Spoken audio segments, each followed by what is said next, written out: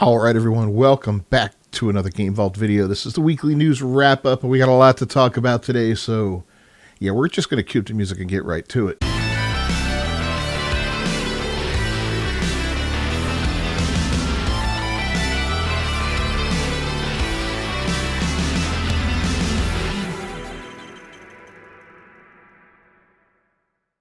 First up, we got two new announcements coming up. One of them's down the pike, and the other one's right around the corner. First one that's coming up is Knami and Bloober team have gotten together and released a very short, tight little teaser trailer for Silent Hill 1's remake, the original Silent Hill. Now, we all know Silent Hill 2 came out recently, a year or so ago, roughly, and it was well received. Bloober team got a lot of credit for what they did with that. I have not played that yet, and I was very hesitant to play it in the first place. There's a lot of allegations of it being modernized a little too much, quote unquote, the uglification of the women and all that. A lot's been looked into on that. I've heard that they've made some changes and kind of softened the features of the women and made them look less unappealing. And a lot of the blame, from what I'm learning, the more I look into this, because this has been a recent trend in gaming, is that this falls on Unreal Engine 5, and working with their character models, it seems to start you off at a place like that with these character models. So I'm kind of looking into that more and more, and reading up on it, listening to, watching videos and so forth and so on as people talk about it. Unreal Engine 5 was touted to be this massive game engine that was going to be so incredible for everyone, and apparently it's not as good as everyone thought it was going to be. There's a lot of inherent trouble with it. Apparently it's a reason a lot of games are coming out with such poor optimization lately. I don't know. I'm not a programmer. I don't know how that stuff works. If you guys have any thoughts on that down below, let me know. But that's down the pike, Silent Hill 1 Remake. We have no date or anything on that at this time. Moving on, though, to something closer to home. Last year, this little sleeper game came out, Still Wakes the Deep. It's from the Chinese Room. Secret Mode was the publisher. And I love this game. This is one of those first-person horror games, the walking simulator and all that. It took place on a oil rig off the coast of Scotland in the 70s. You don't get a lot of games that are set up in that way. And it was great. It had vibes of The Thing to it and all that. It had a very Michael Crichton-esque feel to it with the storm that raged around while the horrors were going on. Fantastic game. It's all about, learning what was going on. You're trying to get home. You're trying to get off this rig, sneaking around, trying to avoid this monster and the things it created on this rig. Highly recommended if you like atmospheric horror games. Like I said, no combat. You're not finding a gun. You're not finding a flamethrower or anything like that. You're just trying to escape, and there are moments that it's utterly terrifying. It'll play on fear of heights. It'll play upon your thalassophobia if you're afraid of the ocean, because you're just, there are times when you're on these small catwalks right above this vast raging ocean, and it's so well done. So well done from this small team. So highly recommend that game. But coming out in just 2 or 3 days, we've got a DLC coming out. Had no idea this was in the works. It's called Siren's Rest. I looked it up. It's not available yet on the play. It's going to be on a PlayStation, Xbox, and everything else, just like the game was.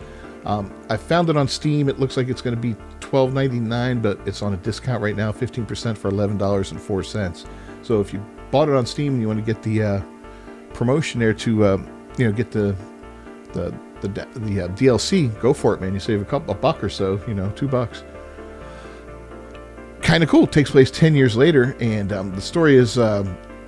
Or roughly 10 years later. It's 1986. The BRD is now a groaning steel catacomb, interred in the inky depths of the North Sea. What really happened that December day in 1975, when communications to the mainland were severed and the big rig sank without a trace? What answers can be given to families who still grieve 10 years on? You are Mari, and you will find those answers as the leader of a saturation dive to the wreck of the BRD. You descend a fragile light in the crushing dark. Your mission, uncover the fate of the crew and recover what remains of their passing. But this is no silent resting grave. The wreck screeches and shifts around you. It wakes. It looks cool. It looks very, very cool. So that's something I'm very excited to see. Can't wait for that one. Now, got something else cool coming up, and that is We talked about it before, but that's the Dying Light the Beast. Of course, the third game in the Dying Light franchise. Originally, this was going to be... Well, I don't know if this game itself was going to be a DLC, but originally, Techland was going to give us a second major DLC for Dying Light 2 if you bought the, the season pass for the game. And if you got the Ultimate Edition, I think is the one. I got the Ultimate Edition, so this game's free. So if you bought the Ultimate Edition, you are getting a free game that I believe is coming out at $60. And it looks utterly insane. It's coming out later this year. I think it was August, if I'm not mistaken. Yeah, sometime in August. And I'm looking online. If you go online on YouTube and all that, and you look up some early impressions of it, people are very happy with this. You guys saying, I played Dying Light the Beast. It's actually Dying Light 3. Talking stuff like that. The absolute insane Dying Light the Beast update. Talking about that. I did watch a 30-minute gameplay walkthrough, and oh man, it looks cool. It looks really, really cool. It looks like they went backwards and took the vibe of the first game and kind of got rid of the vibe of the second game a little bit. The second one was a little...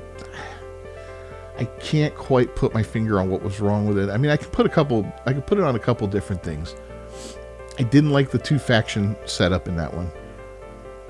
I feel like there was just too much going on. I kind of like the first one where the survivors were a lot more sporadic. There weren't so many of them, and the whole city just felt like it was in disarray. You had people holed up in a building, and then every now and then you'd come across an individual or two holed up somewhere in a house. I remember the guy with his mom, that was dead in the house with them. The guy that had, brain injury or whatever. And it had this great vibe to it. The nights were so dark and scary and all that. And Dying Light 2 just lost that. It didn't have that feeling. I think it was just too big, too expansive, and I didn't care about the characters as much, to be honest with you. They just, I don't know. But this looks like it's going back to form, and it should be awesome. Now, here's another one, Dying Light. Gameplay walkthrough looks incredible. Yeah, so I'm expecting big things from this. If it doesn't deliver, I'm going to be shocked. So we'll see what happens in August. We'll be playing this a game day one for sure. I guarantee you that one. All right, Bend Studio, the guys that brought us Days Gone, a game I'm currently going through a playthrough on, and I'm thoroughly enjoying the game. I'm hoping for a sequel from the studio for this game. I think it's criminally underrated, and I think Sony did us a disservice when they did not greenlight a sequel for the game, but that's a whole other story. But their developer, Bend Studio, has been hit with layoffs after canceling a live service game now. Recent years, if you've been following gaming at all, live service has been all the rage for these companies, and Sony themselves have been especially chasing the dollar with live service. They have been really pushing hard to get that next live service game to make billions and quadrillions of dollars hand over fist with very little effort, and it's failed for them time and time again, and it's horrible. They need to stop. It's something that it's just not going to work for them. Maybe eventually it will, maybe eventually, but we've got some new ones coming up. We've got some failures in the past, such as Concord, for instance, which was just abysmal and all that, but we got some coming up like Fair Games that I guarantee is going to fail. Marathon doesn't look like it's going to do too well. It's just something that is not going to work. And I believe Bend was working on a live service version of God of War for some reason. I don't know why. I don't know why you would take that IP and think, yeah, live service game, it's going to be great. Everyone's going to want to play as, these God of War characters. No. So better license out the skins to Fortnite and make money off of that than to make a God of War game. So unfortunately, now usually, when studios are closing or laying off people, usually I'm not so empathetic about it, because it's usually themselves shooting themselves in the foot there, like BioWare did with Dragon Age Veilguard, stuff like that, when they put out absolute garbage with full of political ideology and stuff like that, or whatever. This is a studio that's owned by Sony that was told to do this, and then it was canceled. Now they're laying off some people, which kind of sucks. But they're laying off 30% of the staff. So what I'm hoping happened here is they maybe brought on people that specialized in live service, and those people are being let go now so that they could do something else. That would be, you know, a little less painful than taking the guys who gave us Days Gone, which was a lot of fun, and laying them off because Sony pooched it, you know, and muffed an extra point or whatever. Couldn't get the right game going, so I don't know what's happening there, but yeah, so about 40 people were laid off, Bloomberg stated. It's Jason Schreier talking, and the studio's been spinning up a new project following the cancellation. Back in January, it was reported that both Bend Studio and Blue Point Games had canceled live service projects. This was due to the troubled launch of Concord. The ripples of Concord are going to go on for quite some time, which was live for just 2 weeks. I don't even think it was that long before being shut down. Blue Point was working on God of War multiplayer game. The Bend Studio one was not known. I'm sorry, I gave you a little wrong information there.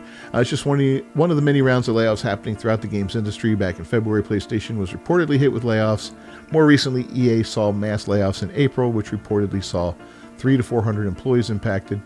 The last project Bend Studio released was Days Gone Remastered, a visually improved version made to take advantage of the technology of the PS5 and Pro. It's available now for $50 on the PlayStation Store. A lot of fun. If you've never played the game, highly recommend it. If you've got the old game, it's a $10 upgrade, I believe, even if you bought it at a very discounted rate. If you got the game free from PlayStation at any point, you're not going to pay the $10 upgrade. You're going to have to pay the full $50 to get it. So just a heads up there. Good luck, Bend Studios. I hope you got something good coming out. I'd love to see Days Gone 2, man. I can't say that enough. But more bad news in the industry. Outer Worlds 2 director comments on the $80 price point. So, Outer Worlds 2 was announced. It's coming from Obsidian Studios. And it was announced with an $80 price tag to it. Now, Obsidian was a once great studio. They gave us games like New Vegas, which is arguably the best Fallout game in the entire franchise. But that Obsidian is long gone. The company now is the company that gave us Avowed, for instance, and the last Outer Worlds, which I played the first Outer Worlds. I played through that game completely, and it was a fun game, but it was not an amazing, incredible game or anything like that. It was, it was like Fallout in space, and it had that distinct Fallout vibe to it. A little bit of retro futuristic technology to it. It was interesting. I liked it.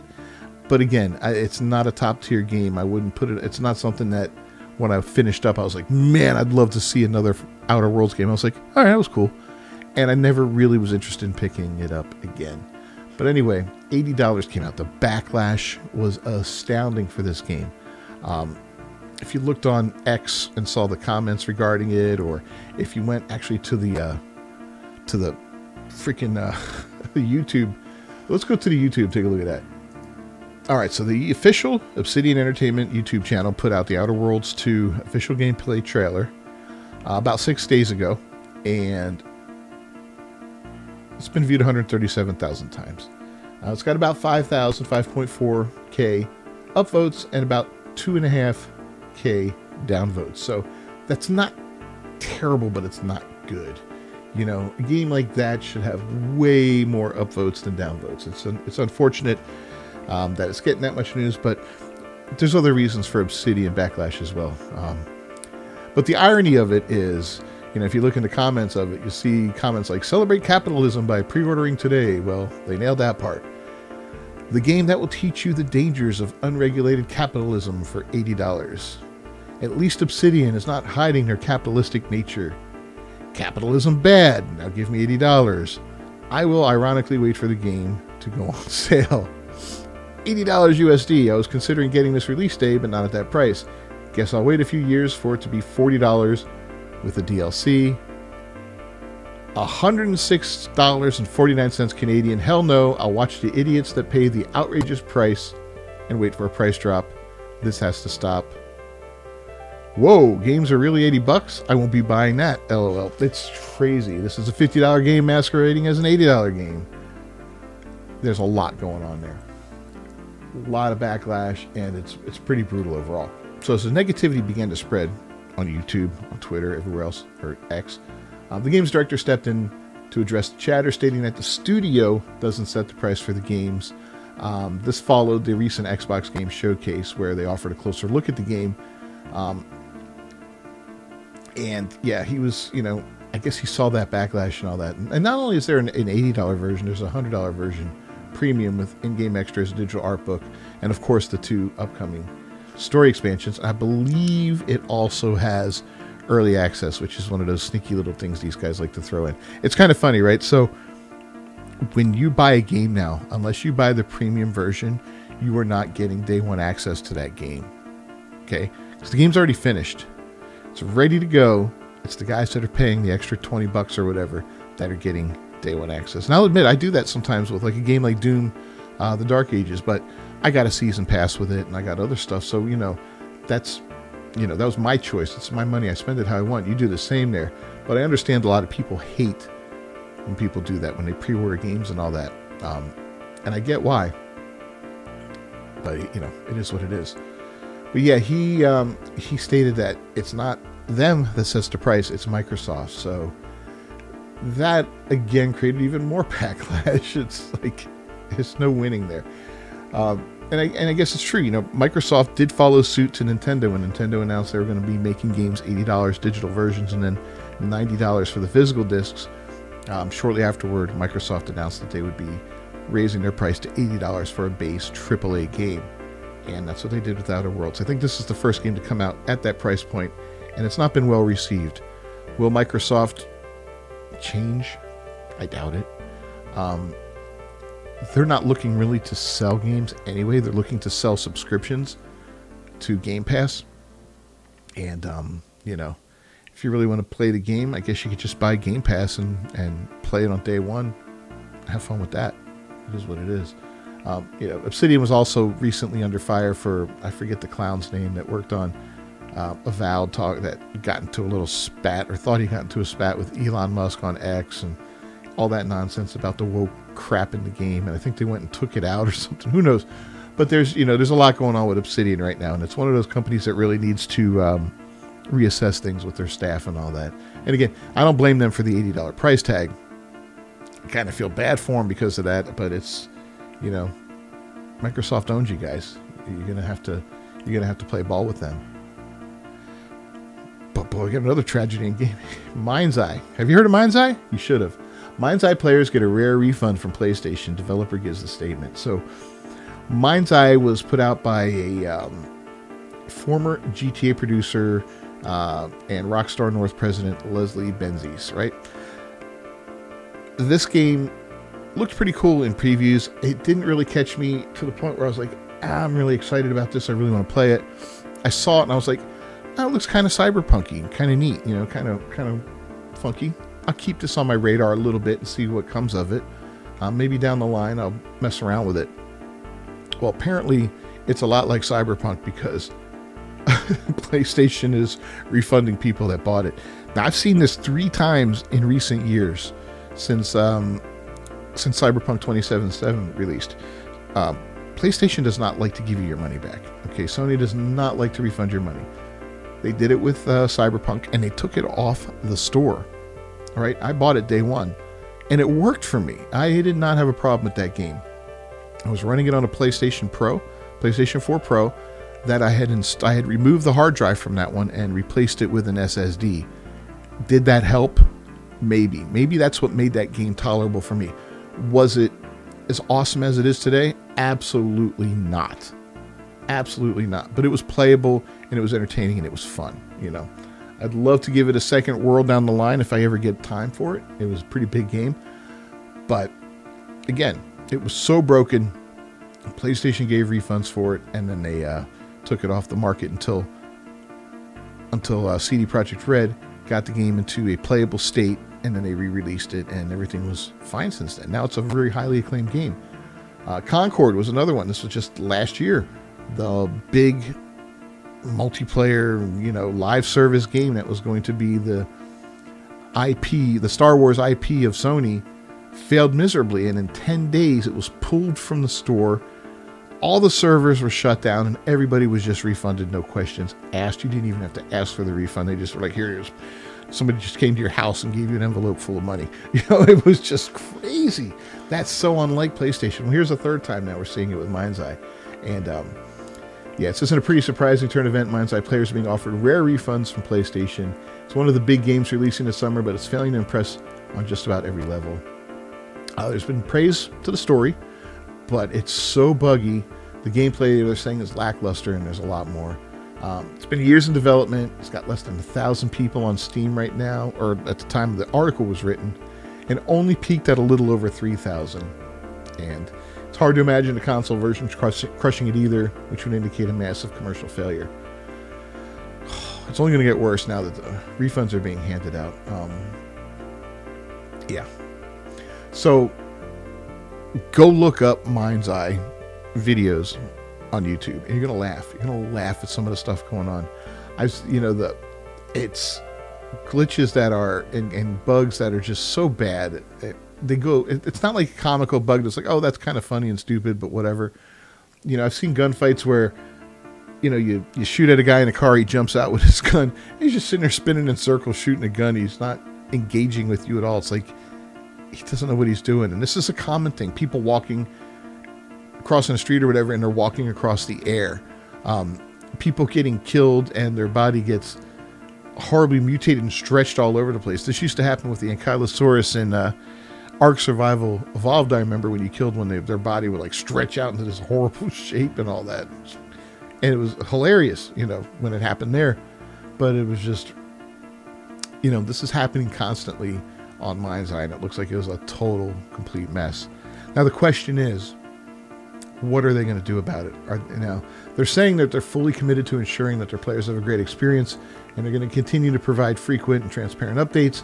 They're going to do their best to respond to comments and feedback. They're going to try. There's a big bad memory leak in the game is one of the big problems, but they're going to try to fix all these things and get this game into a playable state and then improve upon it and give what they promised from what they say. But it's going to be tough once you lose the goodwill of gamers. It's hard to regain it and be successful. Now we've seen it happen with Cyberpunk, like we mentioned before. We've seen it happen with Fallout 76. This is a game that started out horrible and is now, it's got a very dedicated fan base to it that plays constantly. They're constantly updating it, and Bethesda turned it around with that one.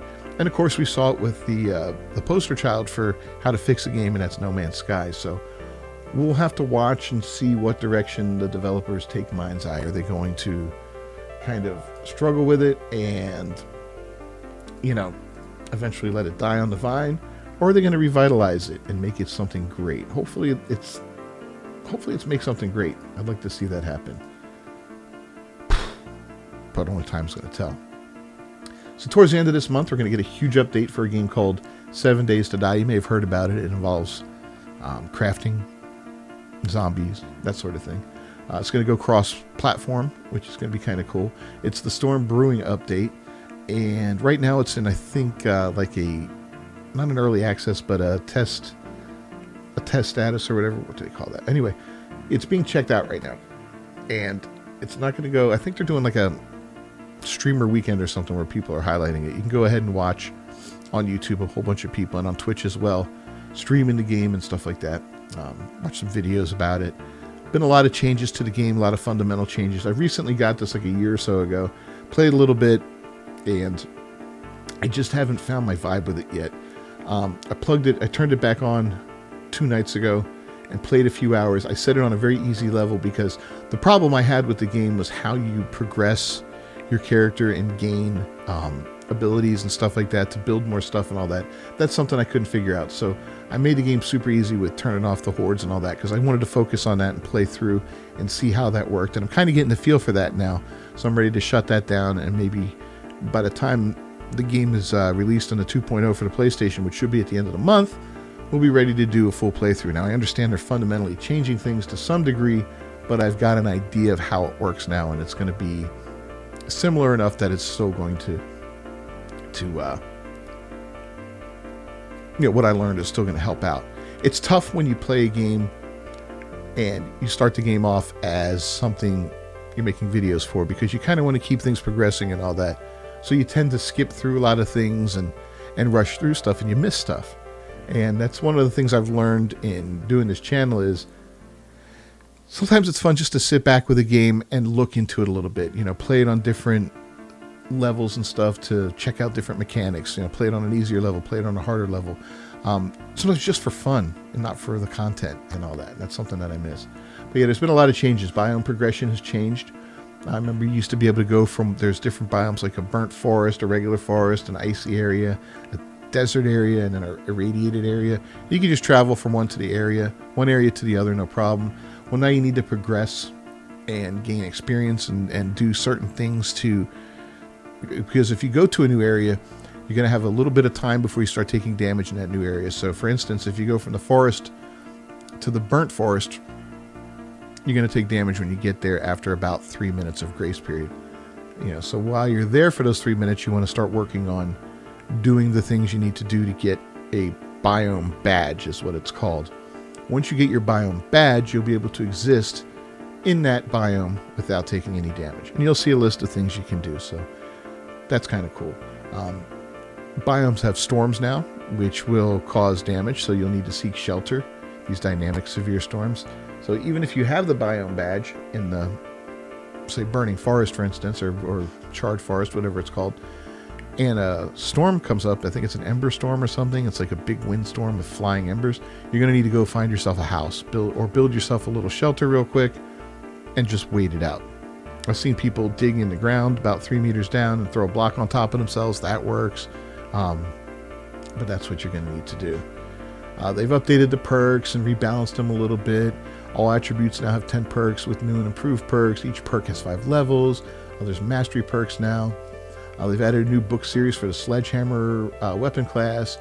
New higher game staged zombies, which is kind of cool. So like there's green radiated ones now. They've also added charged blue and infernal orange ones. So the blue ones are electrical in nature, I believe, and the orange ones are fire. So now you've got radiation, blue, and orange. They also added new zombies to the game, tougher zombies, which is kind of cool that you'll see at higher levels. Zombies can now crawl through a 1 meter box, which is going to change the way people have to build bases. So all those old horde-based builds you're looking at online, you're going to have to revamp those a little bit because they're not going to be valid anymore. A lot of them aren't going to be valid anymore. Knave's Gain update has gotten an update to work with the new progression elemental system. Biome boundaries and trader POI positions updated to improve travel time and flow to and from large POI townships. They added a lot more POIs, those are points of interest for those of you who don't know. 50 of them to be exact. A lot for the wilderness and all that, which is kind of cool. They've updated some of the more demanding ones to perform better. So what's cool is, like, some of them were not performing very well because there'd be so many zombies there that it would cause some lag on machines and slow them down to a chug. Well, now what they're doing, instead of having all those zombies all the time there, they're having it where they can be pumping out of like a little 1 meter square space, like say a duct, right? So whereas, and we're just going to throw out a round number there, if there were supposed to be 50 zombies in the POI, instead of having all 50 of them when you arrive there, maybe they're only going to have 20, and then as you kill them, more are going to start pumping out until you get to that 50, instead of having them all there at once. So that's kind of cool. There's going to be clothing, cosmetic options, Twitch drops, and DLC. So it looks like there's going to be a transmogrify system where you can wear a set of armor but make it look like something else, which is cool. Quest marker system, spawn near friend. It's going to be very, very interesting. This is something we are definitely going to do on the channel. We'll probably give up one of our nights of Ark and make it a 7 days to die night, as I'll set up a server to host and get the guys involved. That should be quite a bit of fun. Speaking of fun, Stellar Blade came out on PC, and my oh my, it's done well. So the first day it came out, I think it hit roughly 183,000 players. 183,000. Yesterday it jumped up to 188, and right now at the time I'm filming this, it's at 192. I thought it might hit 250,000 this weekend. It probably is not going to hit that number. but it got pretty damn close. It's doing very, very well. With the new, was it Niki DLC? Is that how you pronounce her? Niki? That DLC's out. You know, there was the former one from the Nier Automata. You know, there's all kinds of neat stuff going on with this. There was a little bit of craziness going on with this when it was coming out. With a requirement for a PlayStation Plus account, but PlayStation took care of that. And it's sitting at a 92.52% positive percentage rating on Steam right now, which is fantastic. The game's kicking some serious butt. And of course, mods are available to it. If you want to have some fun, go over to Nexus Mods and check out the mods. There's a lot of adult mods on there that are just beyond horrifying and funny. And, you know, it is what it is. We're dudes. We're horrible people. Last but not least, let's talk about Ark. Ark. My God. All right, so we finally got our server running on, I think it was Sunday. The update was last Thursday, I believe, and it took all weekend to get that server up and running.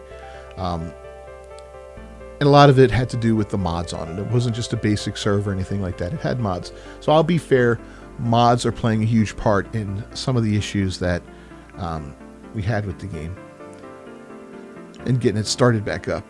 But everything seemed to be, for the most part, fairly okay.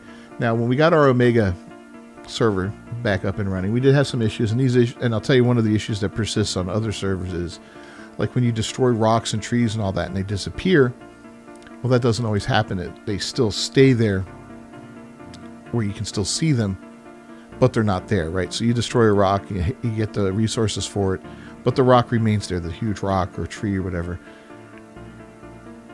And that's a problem, right? Because now you want to build and you can't tell what's there, what's not there. And I think it actually impedes you from building. I think the game registers that it's still there, and unless you have clipping enabled, I don't think you're going to be able to build there. But in my experience, this may not be everybody's experience because Ark is funny that way. If I left rendering distance and came back, all those rocks and trees would be gone. So if you do experience that, try that as a fix for yourself right away, is to just, you know, you log in, you look at your base, you go, oh my God, it's a mess, there's rocks, there's trees. Get on your best bird or your dino, whatever, and go away. Come back and see if it all disappears. Let me know in the comments if that works for you, because that seemed to work for me. Now, is 5.5 better? That's the question a lot of people are asking. And my answer is, I don't know. I really can't tell you. For me personally, it has been a net positive. And I'll tell you why. During a 3-hour live stream on my Omega server, I would crash roughly 6 to 10 times. Mostly when I opened my inventory. And it was one of the most frustrating, aggravating things I ever had to deal with. And it made me seriously doubt whether or not I wanted to continue playing the game. I was like, I'm waiting for this 5.5 update. If this makes things better, you know, then we're moving forward. If it doesn't, then I don't know. I honestly don't know. I don't think I'd ever abandon the game completely, but I would definitely mix things up a little bit more and dedicate less time to it, just because of the sheer frustration level. I can't tell you how aggravating it is to be transmitting, you know, you're doing your thing and all that, and all of a sudden, oh, I'm bumped, guys, I'll be right back. And then I got to go change stuff on my camera so you don't see me punch in my password, and every now and then I forget, and I show the password to the world. I got to go change the password and go let everybody know in the Discord we have a new password. It's just a mess, and it's so aggravating. So, for me personally, not a single crash since the update. Astreus used to be almost unplayable for me for the same reason. I don't have the Omega server, I don't have the Omega mod on that one, but I would crash constantly on Astreus, and now, smooth as butter. Which is crazy, right? I'm playing on PlayStation Pro. Others are having a worse experience, or maybe a slightly better experience. So, you know, some other people in my tribe, including Mrs. Beefy and Hobbit, who are both playing on PlayStations, are still crashing, but Mrs. Beefy appears to be crashing more, but Hobbit says he feels like he's crashing less. And then my friend Fishy on PC it's almost unplayable for them. And that's what's crazy. That doesn't make any sense. So is it an improvement? I don't know. It could be. It might be for you, and it might not be for you. It's going to be completely up in the air on that. We got to just let them, I guess, keep fixing things and doing what they're doing to see if it's ever going to be 100%. But June 18th, just a couple days from now, we're supposed to see Ark Ragnarok come out. That's in 3 days. Is that going to happen? I can guarantee you, I would bet my last dollar that it's not going to come out on the 18th. I would bet my last dollar. These guys have not hit a single release date since the beginning. So don't expect it on the 18th. My guess is the 22nd. We'll see. Put your guess down in the comments below. But yeah, so they're saying the countdown's on. It's one of Ark's most beloved maps. And I'll be honest, this is my most beloved map from Ark Survival Evolved. And when it comes out, we'll shift away from Omega some, and we're going to go to exploring Ragnarok on our live streams and all that. But yeah, it should be a lot of fun. But they're saying that they're, putting the polish and final touches on it and all that right now. The thing is, has it been certified? And that's where they always screw us. They always screw us on this. Well, it's done, but it's not certified yet. It's like, well, you can't tell me it's going to be released on the 18th if you don't submit it for certification until the 18th, guys. It's not going to be a same-day certification. Come on. So, yeah. So there's a big content drop coming. They're saying it's going to include the whole Ragnarok Ascended thing. The free creature. They keep saying free creature bison in there. We can see on the picture they gave us that it's got the ice wyvern and it's got the griffin on there. And there's a baby griffin indicating that they're breedable, which they've already said they're going to be. Thank you for that. I always wanted breedable griffins. I would have put in a mod for it, or we would have forced it with the mods that we do use. That looks like the lava golem in the background there. I'm looking for the ice queen, but I don't see her anywhere. Yeah, that's it. So, we're expecting that in a couple days. And the Lost Colony expansion pass, Day 0 content. A first step in our upcoming full-size canonical expansion pack. All purchase will immediately unlock exclusive Lost Colony gameplay content. Full details of those features will be revealed on June 18th. So what does that mean?